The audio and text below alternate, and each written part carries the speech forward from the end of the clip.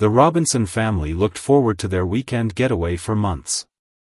After working overtime for weeks, James Robinson wanted nothing more than to take his wife Tanya and their 2 children, 11-year-old Anthony and 8-year-old Lisa, to the lake house they had rented in Pine Creek, a small town about 3 hours from their home in the city.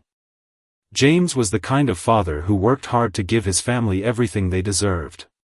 At 42, he had built a respectable career as a lawyer, specializing in civil rights cases. His wife Tanya worked as a pediatric nurse, and together they had created a loving home for their children in their suburban neighborhood.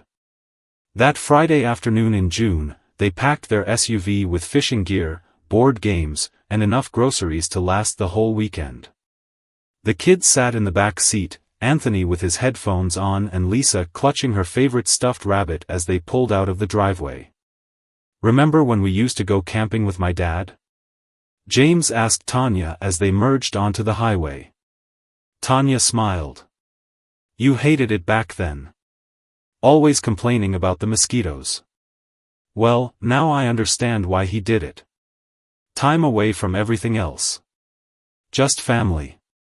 James reached over and squeezed his wife's hand. The drive was pleasant, with the 4 of them singing along to old songs on the radio and playing "I Spy" as they passed through small towns. As they got closer to Pine Creek, the roads narrowed and the traffic thinned out. Their GPS guided them through winding country roads lined with tall pine trees that blocked out much of the afternoon sun. "Are we there yet?" Lisa asked for what felt like the 100th time. "Almost, sweetheart," Tanya replied, turning around to smile at her daughter. "Just about 20 more minutes." As they drove through Pine Creek, James noticed how different it felt from their diverse neighborhood back home. The town was small, with just a few stores along the main street. A handful of locals stopped to watch as their car passed by. James felt a familiar unease settle in his stomach, something he had experienced many times before when traveling through unfamiliar small towns. "It's a bit quiet," Tanya remarked, seeming to pick up on the same feeling. "It's just different from what we're used to," James said, trying to sound reassuring. "The lake house has great reviews online. It'll be worth it."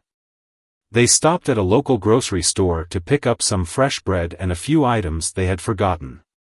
Inside, James noticed the stares from other customers. He was used to this. Being one of the few black families in certain spaces often drew attention. He smiled politely at an older woman who quickly averted her gaze. "Dad, why are people looking at us?" Anthony whispered, suddenly appearing at his father's side. James put his hand on his son's shoulder. "Sometimes people aren't used to seeing new faces in small towns. Don't worry about it." They paid for their groceries and got back on the road. Just as they were approaching the turnoff for the lake, James noticed flashing lights in his rearview mirror. "What's happening?" Tanya asked, turning around to look. "Police," James said quietly, his hands tightening on the steering wheel.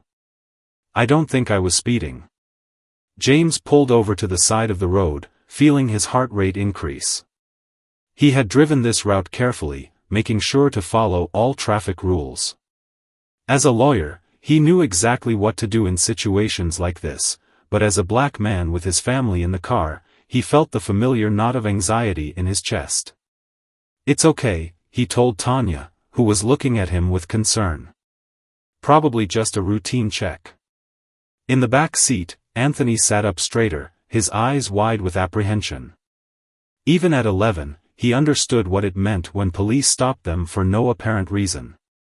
They had talked about this as a family, about how to behave, what to say, and what not to say.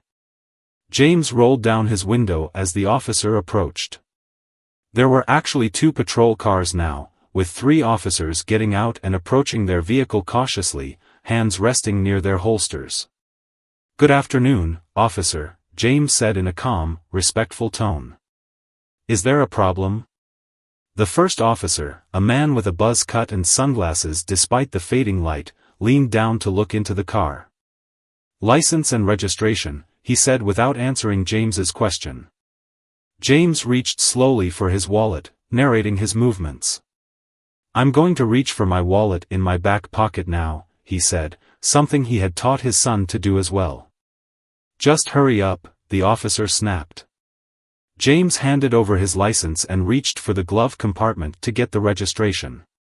The second officer was now on the passenger side, looking in at Tanya and the children in the back. "Where are you folks heading?" the first officer asked, examining James's license with a frown. "We rented a lake house for the weekend. Just up ahead off Pinewood Drive," James explained. "May I ask why we were pulled over, officer?" The officer ignored his question again. "Step out of the vehicle, please." Tanya's eyes widened. "James?" Her voice was quiet but filled with worry. "It's okay," James assured her, though he wasn't certain that was true. "Everything's going to be fine." As James carefully opened his door and stepped out, he could feel the situation spiraling in a direction he had hoped to avoid on their family vacation. James stood beside his SUV, the evening air suddenly feeling colder than it had moments ago. The officer kept a steady gaze on him while the second officer circled the vehicle, peering through windows at his frightened family. "We've had reports of drug trafficking in this area," the first officer said. "Mind if we search your vehicle?" "Actually, I do mind," James replied calmly. "I don't consent to a search.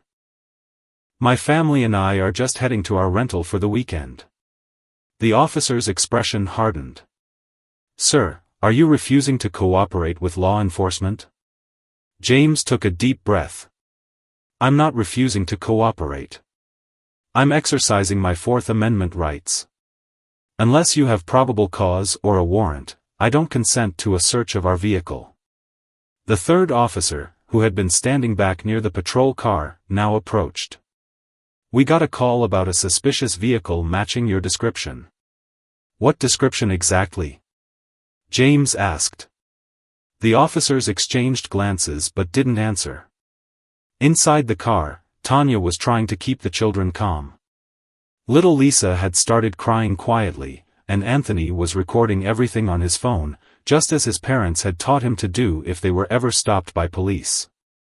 "Step away from the vehicle," the first officer ordered James, his hand moving to his belt. "Officer, please," James said, his voice still steady despite his racing heart. "My children are watching. There's been a misunderstanding." But the officer wasn't listening. "Hands against the vehicle, now." James complied, placing his palms flat against the side of his SUV. He could see Tanya's terrified face through the window. The officer patted him down roughly. "We're going to need everyone out of the car," the second officer announced, opening the passenger door. "My children are minors," Tanya protested, but she was ordered out nonetheless. Soon, the entire Robinson family was standing on the side of the road. Lisa was crying openly now, clutching her mother's leg. Anthony stood tall beside his father, trying to appear brave though his hands were shaking. "We're going to search your vehicle now," the first officer stated. "I've already told you I don't consent," James repeated. "And as an attorney, I'm informing you that what you're doing is illegal without probable cause." The word "attorney" made the second officer pause momentarily, but the first officer scoffed. "Yeah, right. And I'm the governor." James maintained his composure. "My bar association card is in my wallet, which you're currently holding." The third officer, who seemed younger than the others, took the wallet and looked through it. His expression changed as he pulled out the card identifying James as a member of the State Bar Association. Mike," he said quietly to the first officer. "You might want to look at this." The officer named Mike glanced at the card and frowned, but his demeanor didn't change. "Doesn't matter. We still got a call." What happened next occurred so quickly that the Robinson family barely had time to process it. The officers huddled briefly, then returned. Suddenly, they were being told to put their hands behind their backs. "You're detaining us?" James asked in disbelief. "On what charges?" Suspected drug trafficking and resisting an officer, Mike replied. As James was being handcuffed, he looked directly at Anthony. Remember what we practiced, he said calmly. Call Grandpa. Anthony nodded, understanding immediately what his father meant. The officers put James in the back of one patrol car and Tanya in another. The children were told they would be taken to social services temporarily. No! Lisa screamed, reaching for her mother. Mommy! Tanya's eyes filled with tears. Please, they're just kids. They haven't done anything wrong. None of us have. But her pleas fell on deaf ears as the family was separated and driven away from their abandoned SUV, their weekend getaway turning into their worst nightmare. What the officers didn't realize was exactly who they had just arrested, and who Anthony would be calling. Anthony and Lisa sat huddled together on a bench in the Pine Creek police station. A social worker, a woman with graying hair and tired eyes, sat across from them, typing on her laptop. She had tried to separate them when they first arrived, but Anthony had refused to let go of his sister's hand. I need to make a phone call, Anthony said, his voice steadier than he felt inside. The social worker looked up. Your parents will be processed first, then we'll figure out what to do with you too. My dad said to call my grandfather, Anthony insisted. It's my right to make a phone call. The woman sighed, clearly not wanting to argue with a child. Fine. But make it quick. Anthony was led to a desk phone while Lisa stayed with the social worker. His hands trembled as he dialed the number he'd memorized years ago for exactly this type of situation. His grandfather answered on the second ring. Hello? Grandpa, it's Anthony, he said, trying to keep his voice from breaking. Dad said to call you. We got stopped by the police in Pine Creek, and they arrested Mom and Dad. They separated us and... Slow down, son, his grandfather's deep voice commanded, instantly calming Anthony. Tell me exactly what happened. Anthony recounted everything as precisely as he could, just as his father had taught him. When he finished, there was silence on the other end for a moment. Anthony, listen to me carefully, his grandfather finally said. I'm on my way. It'll take me about 2 hours to get there. In the meantime, don't sign anything. Don't answer any questions about your parents. Just say you're waiting for your grandfather. Can you remember that? Yes, sir, Anthony replied. Put the social worker on the phone. Anthony handed the phone to the woman, who looked annoyed at first but then her expression slowly changed as she listened to the person on the other end. Her eyes widened slightly. Yes, sir. I understand, she said, her tone suddenly more respectful. Of course, sir. They'll be right here waiting. She hung up and stared at Anthony with new interest. Your grandfather will be here soon, she said, her voice softer than before. You and your sister can wait in the break room. It's more comfortable there. Meanwhile, in separate interrogation rooms, James and Tanya were going through their own ordeals. So you expect me to believe you're just on a family vacation? Officer Mike sneered at James, who sat handcuffed to a metal table. It's the truth, James replied evenly. You can check the lake house reservation under my name. And what would we find if we tested you for drugs right now? Nothing, James said. I don't use drugs, and neither does my wife. In another room, Tanya was fighting back tears as a female officer questioned her. Where were you hiding the drugs? The officer demanded. There are no drugs, Tanya insisted. We're nurses and lawyers, not drug dealers. Our children were with us. Back in the station's main area, commotion began to build.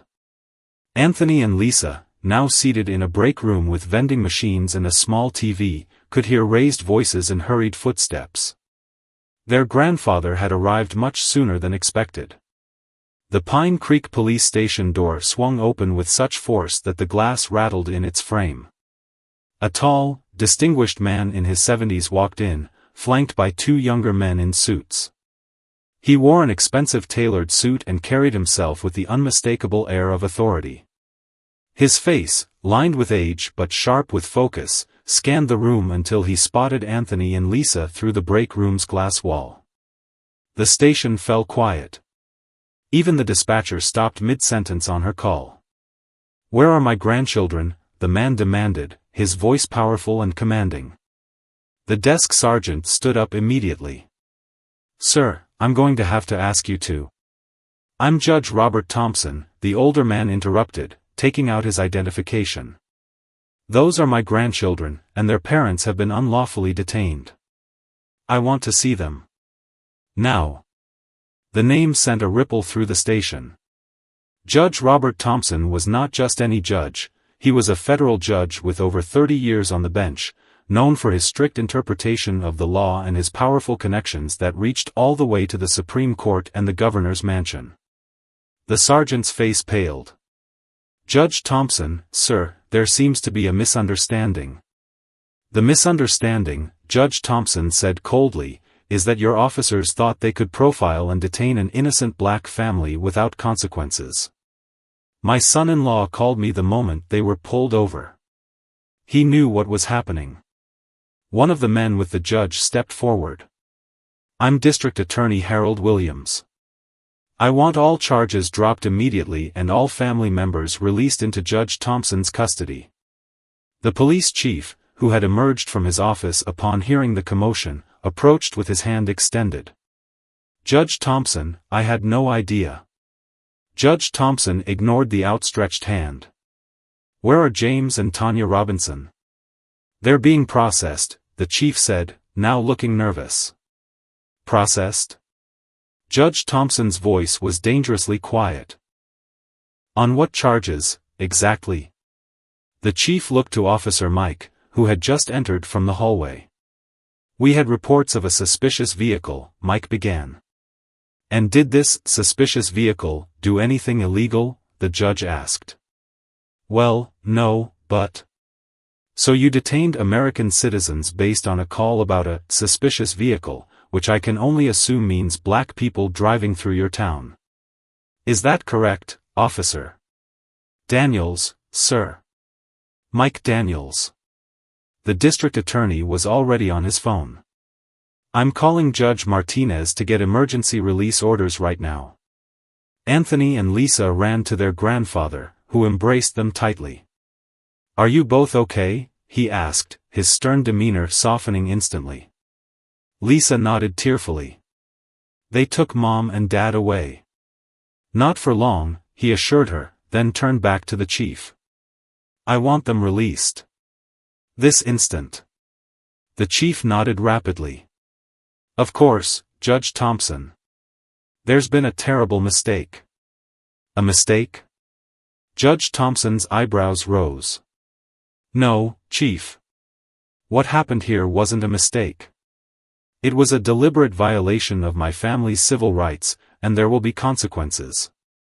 As the chief hurried away to arrange the Robinsons' release, Judge Thompson knelt down to his grandchildren's level. "Your parents taught you well," he told Anthony. "You did exactly what you needed to do. Now let's go get them." Within minutes, the Pine Creek police station transformed into a flurry of activity. Officers who had been lounging at their desks were now frantically typing reports and making calls. The chief personally went to retrieve James and Tanya, accompanied by the district attorney. In the interrogation room, James looked up as the door opened. The change in the chief's demeanor was immediate and obvious. "Mr. Robinson, there's been a misunderstanding," the chief said, his voice unsteady. "You and your wife are free to go." James stood slowly, his expression unreadable. "A misunderstanding? Is that what we're calling racial profiling now?" The district attorney stepped forward. "Mr. Robinson, I'm D.A. Williams. Your father-in-law is here. He's with your children in the lobby." A wave of relief washed over James's face at the mention of his children. "Are they all right?" "They're fine," the DA assured him. Judge Thompson arrived about 20 minutes ago. The handcuffs were quickly removed, and James was escorted to the lobby where a similar scene was playing out with Tanya. When they entered the main area, they saw Judge Thompson standing tall, one arm around each child, looking every bit like the formidable force of justice he was known to be. "Dad!" Lisa cried out, running to James, who knelt to embrace her. Tanya rushed to join them, pulling Anthony into the family hug. For a moment, they simply held each other, the terror of the past few hours flowing out in tears and whispered reassurances. Judge Thompson approached Officer Mike, who was trying to make himself invisible near the dispatch desk. "Young man," the judge said, his voice carrying across the now quiet room, "I want your badge number and the names of every officer involved in this incident." Mike swallowed hard. "Sir, we were just following protocol." "Your protocol resulted in the illegal detention of a respected civil rights attorney and a pediatric nurse, and the traumatization of 2 innocent children," Judge Thompson interrupted. "I've already spoken with your state's attorney general, who happens to be a former clerk of mine. An investigation into this department's practices will begin tomorrow." The chief stepped forward, sweating visibly. "Judge Thompson, I assure you this isn't how we normally operate." "Save it," James said, rising to his full height. "As someone who has defended dozens of families who've experienced exactly what we just did, I can assure you this is precisely how you normally operate." He looked around the room at the officers. "The difference is, most families don't have a federal judge for a father-in-law." The Robinson family's belongings were quickly returned, along with profuse apologies from the chief. As they prepared to leave, the social worker who had been with the children approached Tanya. "I'm sorry," she said quietly. "For what it's worth, your children were very brave." Tanya nodded, too emotionally drained to respond. Outside the station, Judge Thompson's driver waited with a black SUV. As they walked toward it, Anthony looked up at his father. "Dad, what happens now?" James looked back at the police station, then down at his son. "Now," he said, "we make sure this never happens to another family again." Instead of continuing to their lake house, the Robinson family spent the night at a hotel in the neighboring town. Judge Thompson insisted on staying with them, making calls late into the night from his room. The children fell asleep quickly, exhausted from the day's trauma, while James and Tanya sat in hushed conversation with the judge. "I've spoken with 3 reporters already," Judge Thompson told them. "This story needs to be told." James nodded slowly. "I've been documenting cases like ours for years. This could be the catalyst we need to push for real reform in this county." Tanya, who had been quiet since their release, finally spoke.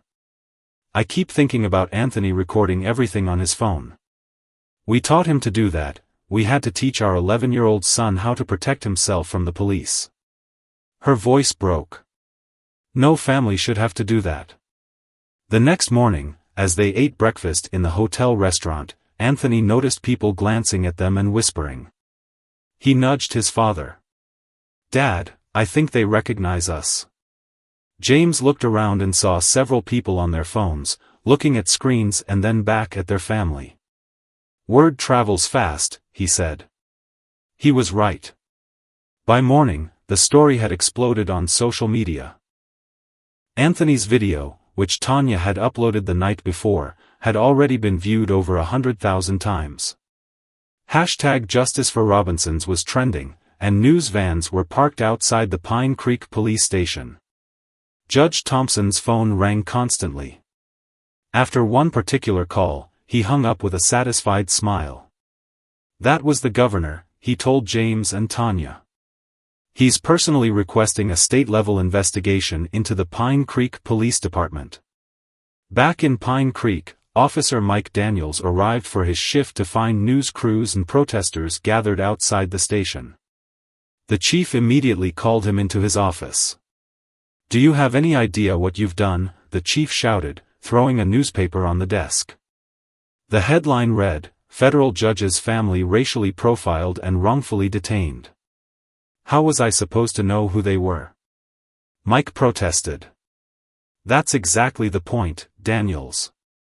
You're not supposed to profile anyone, regardless of who they are.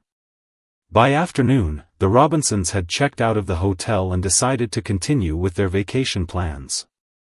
The lake house owner had seen the news and offered them an extended stay at no extra charge. Are we still going? Lisa asked, surprised. Yes, sweetheart, James replied, kneeling to her level. We deserve this vacation even more now.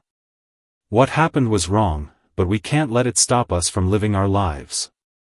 As they drove to the lake house, this time with Judge Thompson following in his car, James noticed something different in the town of Pine Creek. People were watching them, but the looks weren't suspicious, they were apologetic. Some nodded respectfully as they passed. At a stoplight, a white woman approached their car cautiously. James rolled down his window, slightly tense. I just wanted to say I'm so sorry for what happened to your family, she said. It's not all of us. Some of us are trying to change things here. James nodded, a slight smile on his face. Thank you. We're counting on that.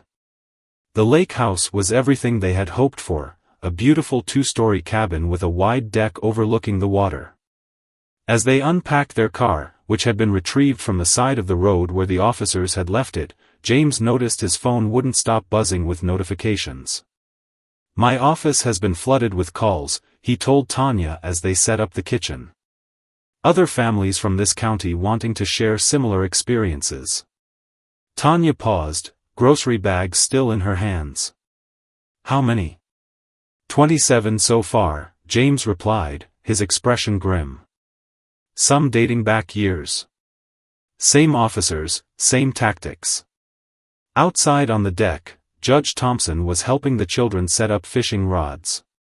Despite everything that had happened, he was determined to give his grandchildren some semblance of the vacation they had been promised. Have you ever caught a fish before? He asked Lisa, showing her how to bait a hook. She shook her head.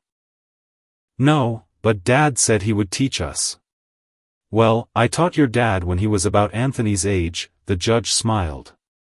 So I guess I'm qualified. Inside, James's phone rang again. This time it was his law partner. James, this case is blowing up, his partner said without preamble.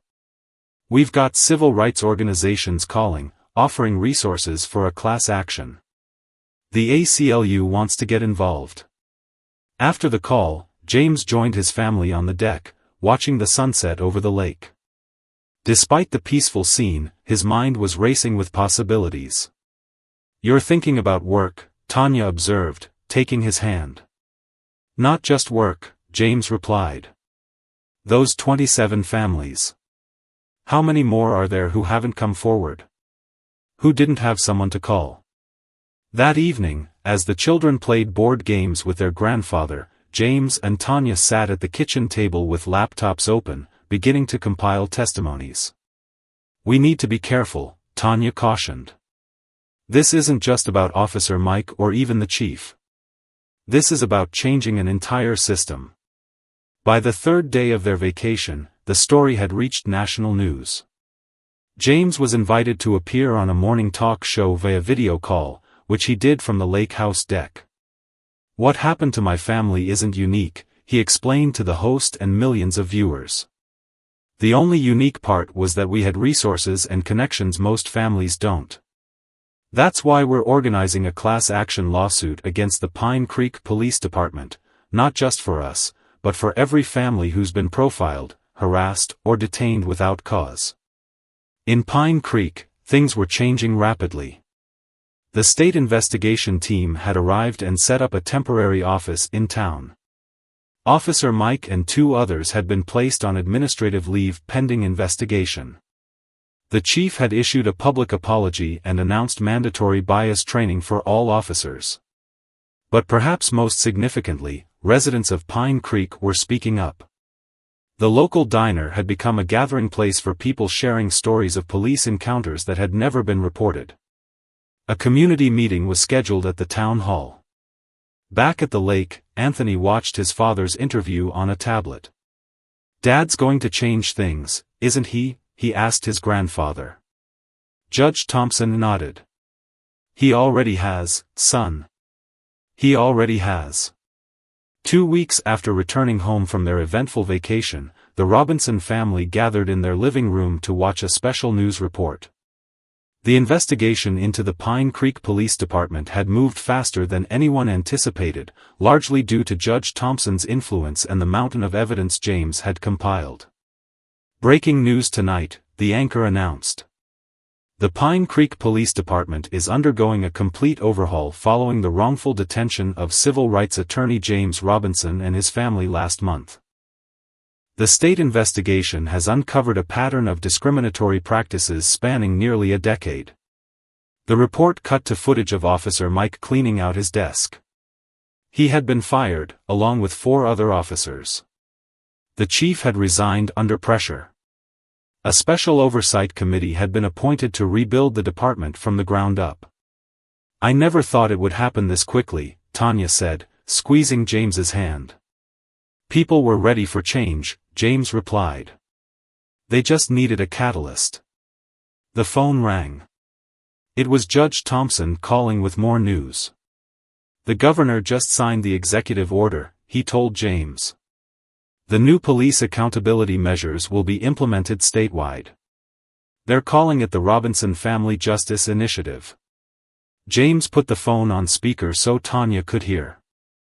"I don't know what to say." "You don't need to say anything," the judge replied. "Your actions spoke louder than words ever could." After hanging up, James noticed Anthony sitting quietly on the stairs, listening. "You okay, son?" James asked, sitting beside him. Anthony nodded slowly. "I was just thinking about that night at the police station. I was so scared, but I remembered everything you taught me." James put his arm around his son's shoulders. "I wish you never had to use those lessons.